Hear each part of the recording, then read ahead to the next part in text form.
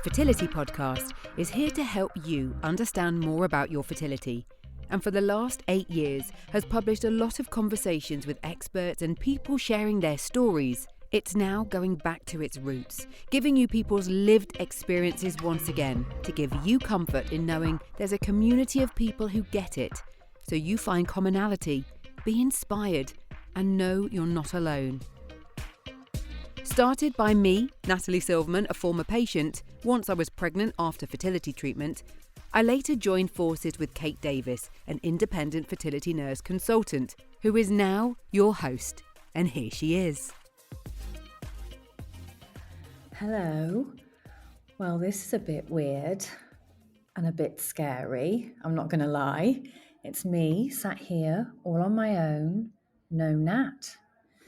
Wow. So, yeah, this is me out of my comfort zone massively. But that said, I'm really, really excited to be back podcasting and bringing back to you the Fertility Podcast after we've taken a little bit of break. And so it's really good to be back and chatting. I've really missed it. And now as I sit here on my own, facing the prospect now of going solo, I'm going to have to admit that I miss Nat. She and I just loved doing the podcast together, and I loved our chats. And I'm so grateful to Nat for teaching me how to podcast, because I had no idea. And let's face it, Nat does have, as I've frequently said in the podcast before, she does have the amazing voice and I don't. But what I do hope that I can bring to the podcast for you is sharing my patient stories. So stories that come from the heart, stories that are real life, true fertility stories that, as we've said before, that we just hope that within that you find some commonality and some comfort. So whilst I miss Nat and she's off being incredibly busy with all of her amazing work with Fertility Matters at work, I'm sad that she's not here, but I'm going to give it a go. So this episode comes to you when I'm midst house renovations. Oh my goodness. Tell you what, dust. I've never seen dust like it. It's taken about 2 weeks to partially fit a new kitchen. We've had windows changed, kind of big slider windows put in the barn. And we're about to start soon on an outdoor kitchen as well. So we're mid renovations, and it's great to kind of at last have the resemblance of a kitchen, but I still don't have a hob. I still don't have a plumbed in sink. And I'm really sick to death of washing my dishes in the sink in the downstairs loo, if I'm brutally honest. But that's what has to happen. Hopefully all of this chaos will be worth the joy in the end, but I will definitely keep you posted. So my first guest for this new series of the Fertility Podcast is a lovely, lovely lady called Paulina. And Paulina's talking about her fertility journey and how this was suddenly and completely shockingly rocked by a cancer diagnosis. So it's an interesting one to listen to.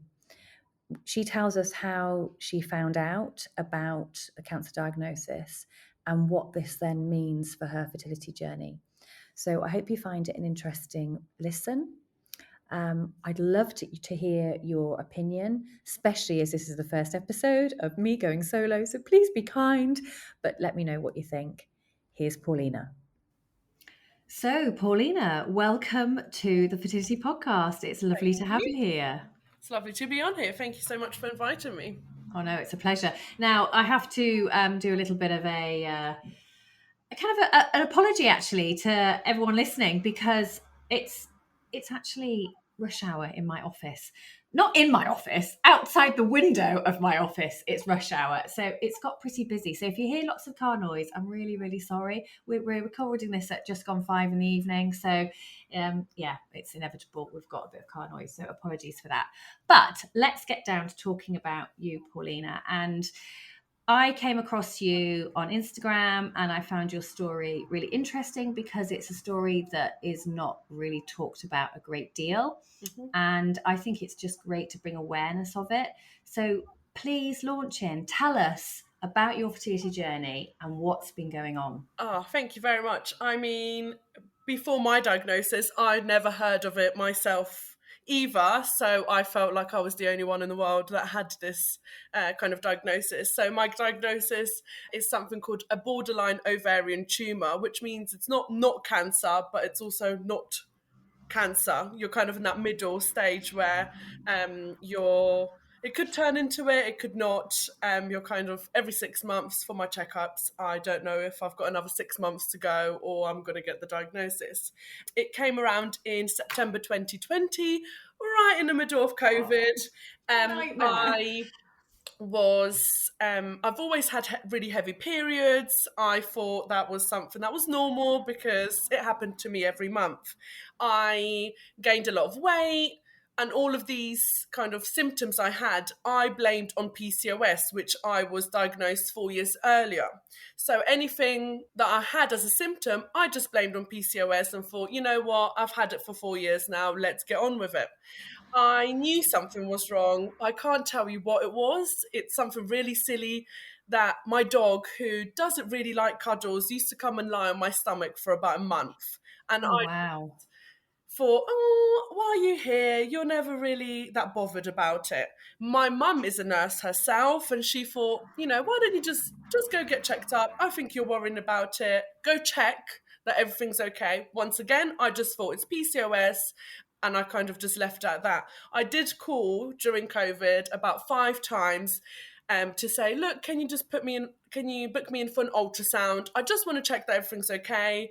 I want to get pregnant. I've been trying for a couple of years. Nothing is clicking. They said, oh, why don't you just go on the pill for a couple of months? And that should kind of regulate your periods. They should get less heavy and then we can go again. I said, I don't want to be on the pill because I want to have a baby. I'm ready. We're at the stage where we really want to have a child. It was a Thursday, first week of September. I went in to have a meeting with Wanda, as everyone calls it on Instagram, an ultrasound that is obviously internal.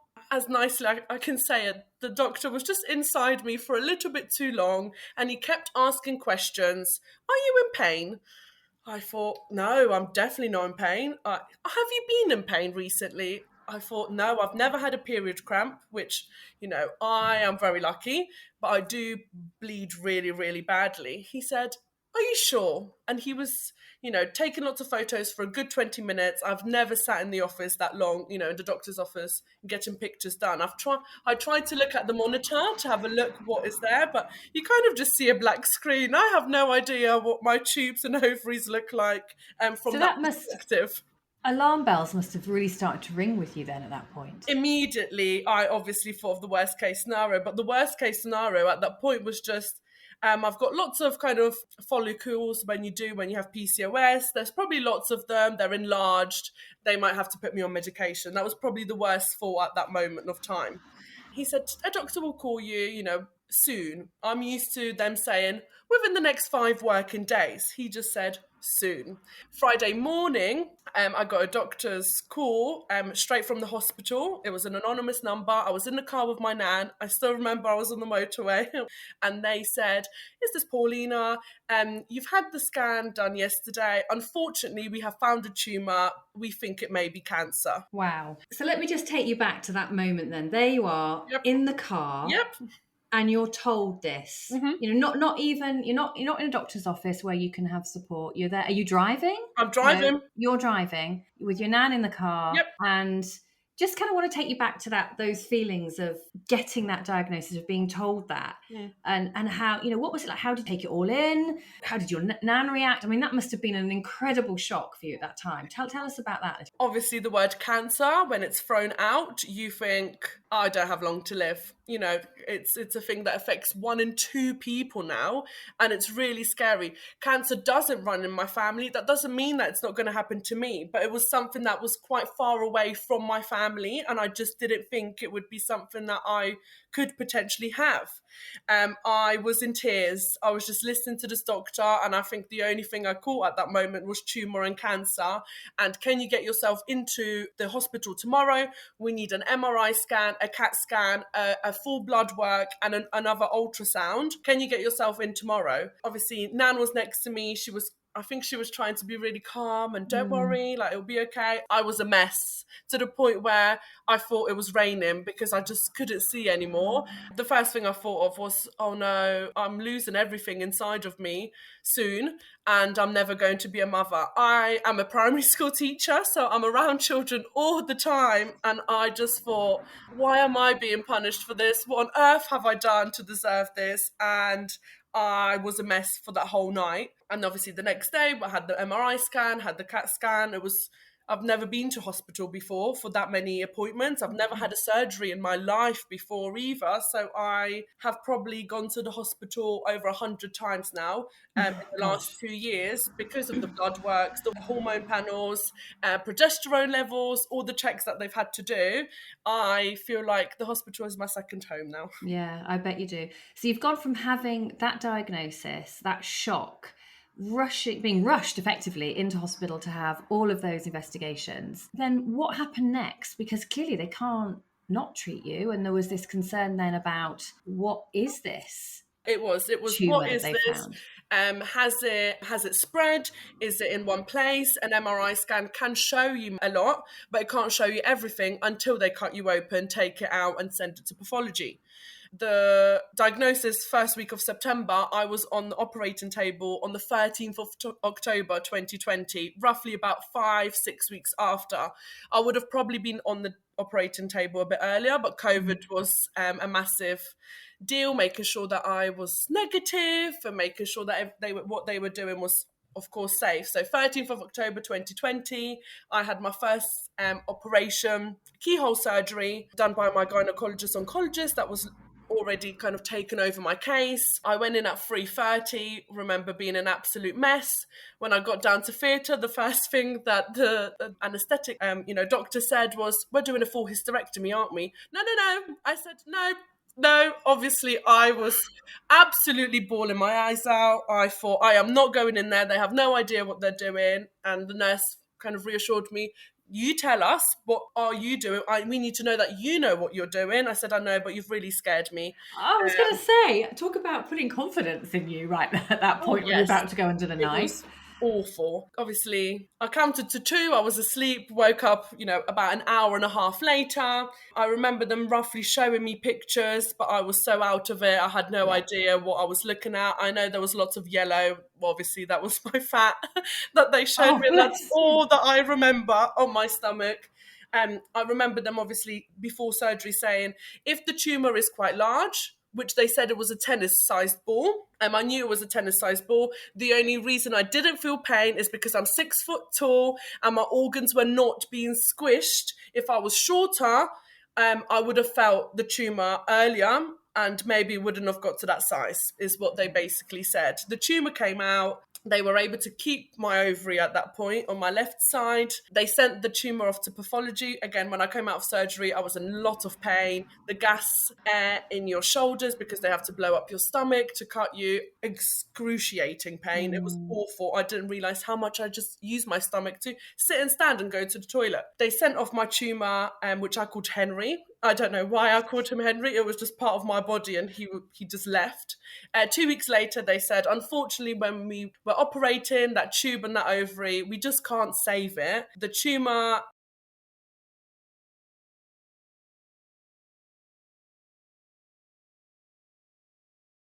a borderline ovarian tumour. They said, so unfortunately, the best decision that you can make is to go in again and have your left ovary, your left tube removed, your omentum, which is kind of the fatty tissue that's on your stomach that protects all your organs. And we need to get that out soon before it kind of potentially spreads. I said, that's fine. I was booked in January 2021. So 3 months later, I was back in hospital, getting half of my kind of reproductive organs out at the age of, I was 25 at that point. I mean, that's just so much to go through, isn't it? You were going through all of that terrible diagnosis, all the surgery, the repetitive surgery, which obviously, and you've continued to have more investigations, more checks, I'm sure. Going through all of that at the tender age of 25, and then something even worse. Not even worse. I don't know what you'd say. I don't know how you would class it, but something worse also happens, doesn't it? Yeah, it was already hard for me to kind of get pregnant, and I couldn't wait to have it. I hoped that, January 2021 till now, I would be able to conceive. I haven't been able to because I don't ovulate now. That's what they've said. IVF is my only option, which was fine because I was in an 11-year relationship and I knew that this is going to happen. And 4 months ago, I became single, not for any reason, just wasn't for us anymore. So it was already really hard to get pregnant, even having, my partner. And now I'm single, trying to have a baby with one ovary, which has PCOS. The tumour could regrow at any point. I've got every 6 months, I've got checkups, and I'm in a 5-year period, like a cancer patient. I've got a Macmillan nurse who looks after me as well. Just before Christmas this year, the 22nd of December, 2022, I had a fertility specialist say, if you want this baby and you want to be a mum, I'm going to be honest, 2023, we're either getting this baby up you or it's not happening. So where is that leaving you? What are you doing? What are your actions? My actions, if I'm honest with you, I had my half term as a teacher. After Christmas to January, I thought, I'm not going to think about it right now. I went away to Paris for a few days just to clear my head and pretend that it's not happening to me. And I have begun making a list of kind of pros and cons of every situation, of every kind of way that I could have this baby. Yeah. Unfortunately, fortunately, I can have an IVF process on the NHS, the first one for free. But if I want to freeze my eggs, unfortunately, the NHS won't be able to do that for me. I will have to go privately. Okay. Privately, you're looking about £7,000 upwards. I have done some research. So my plan of action right now is to go to a private clinic, get an appointment, tell them everything I've basically told you, see what they can do, see what the egg freezing process is like. I wanted to save my other ovary before it was removed, but I wasn't able to because when you stimulate eggs for egg retrieval, you stimulate potential cancerous cells in there. Therefore, if there was any cancerous cells left in me, I would have basically given myself cancer trying to basically have a baby. So I need the green light from oncology, from my oncologist to be able to get my eggs frozen because I feel in a rush. The only way really to have a baby right now is a sperm bank. And I will have to look more into it, search on Instagram. There are plenty of women that do it. Talk to them, see what it's like, what they've said to their children, how they've managed it, how they've spoken to friends and family.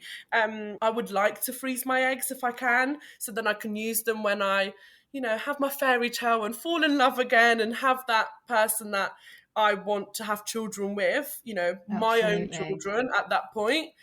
So I am going to do everything I can, I think, for the next year.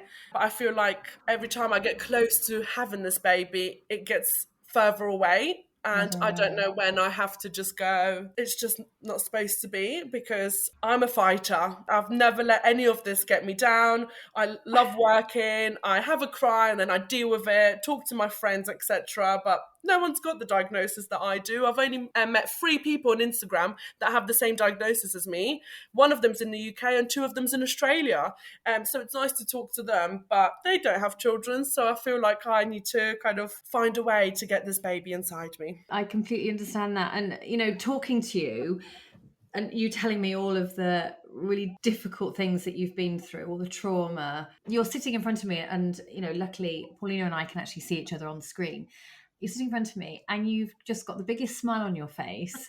And I don't know how you do it. You're just incredibly inspirational, Paulina. I genuinely mean that. I think if I don't laugh about this situation, then I would cry. People go, when I look at children, I go, oh, my ovaries hurt. And then I go, it's my ovary hurts. And my friends go, are we supposed to laugh? Like, we can't take you seriously. I'm like, oh, guys, it is what it is now. I've got to deal with it. Just laugh with me, support me, and help me when I need it, pick me up. But I want to be a mum, and I'm going to do everything I can to get this baby up me. Obviously, it is a lot of money. I'm a teacher.